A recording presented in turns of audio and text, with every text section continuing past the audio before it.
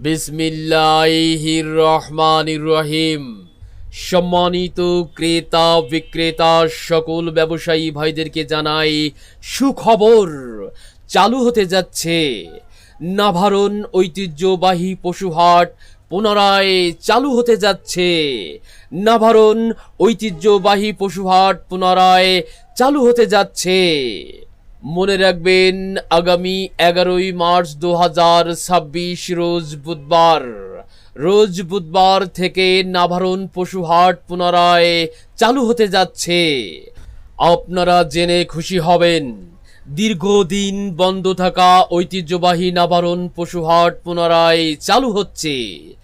পশুহাটে আগত সকল ব্যবসায়ী ভাইদের সব ধরনের সুযোগ সুবিধা ও নিরাপত্তা দেওয়া হবে। এছাড়াও দেশের বিভিন্ন স্থান থেকে আগত ব্যবসায়ী ও ক্রেতা বিক্রেতাদের থাকার ব্যবস্থা আছে। পশু বিক্রয়ের পাশ খরচ সীমিত রাখা হবে। ঐতিহ্যবাহী নাভারণ পশুহাটকে পুনরায় ব্যবসায়ী কেন্দ্র হিসাবে সচল করার জন্য সকল পশু ব্যবসায়ী ও ক্রেতা সাধারণকে জানায় আমন্ত্রণ আমন্ত্রণ আমন্ত্রণ। বিশেষ দ্রষ্টব্য, মোটরসাইকেল সহ সকল ধরনের যানবাহন রাখার সুব্যবস্থা আছে।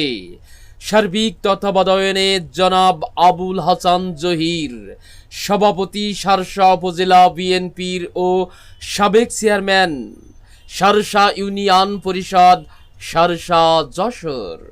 মোবাইল 01711375157 অথবা 01915211885 এই নম্বরে যোগাযোগ করুন। সকলকে জানাই ঈদ উল ফিতরের শুভেচ্ছা, অভিনন্দন ও ঈদ মোবারক।